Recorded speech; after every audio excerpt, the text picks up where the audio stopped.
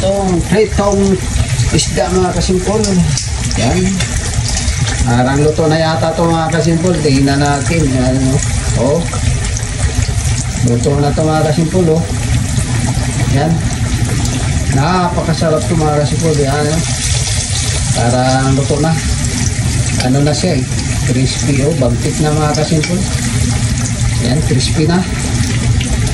Yung balikan natin siya saglit lang mga kasimpol, tapos kunin na natin. Pero ito luto na po mga kasimpol.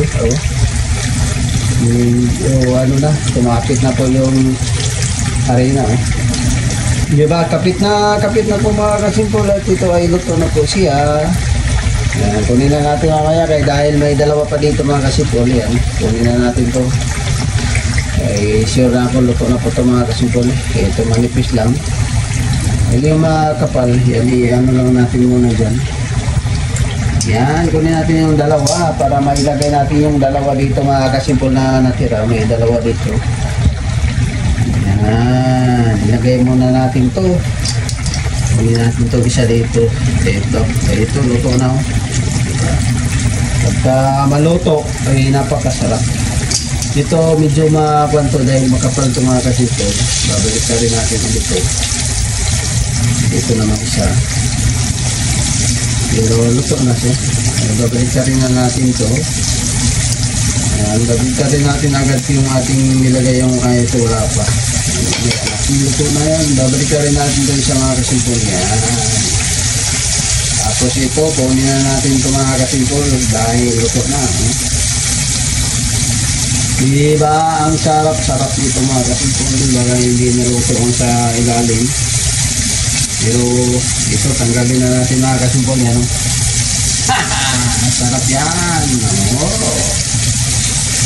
Ito yung ulam nila mamaya. Gising. Prito lang natin itong ating kunting ilasin. Tama lang ito. Ilalagay lang natin dito muna sa baunan. Maglalagay tayo dito sa baunan ng pambaon mamaya. Dito napakasarap to mga kasimpol itong ilaga. Para ilalagay ko sa rip. Para mamaya ito na lang yung aking ulam. Diba? Sarap, sayang din yung ano eh. Hindi naman sila yung anak ko na ito. Ito na lang yung ating babaunin mamaya. Yun, o diba? Ito po yung ulam natin ngayon. Yan, natira. Lalagyan ko lang ng ano yan mamaya. Plastic. Hugasan natin yan. Tapos tabilang natin ito. Dahil kakain na po tayo mga kasimpol. Dahil gutom na po. Tapos nito, manuluto po mga kasimpol. Yung ating huling sinalang ay magkain na. Dahil gutom na mga kasimpol. Susunod na po yung ating pangpaalat. Yan. Ito po yung isda na inasin ko mga kasimpol. Napakasarap yan, maalat. Ito yung pangbaon ko mamaya.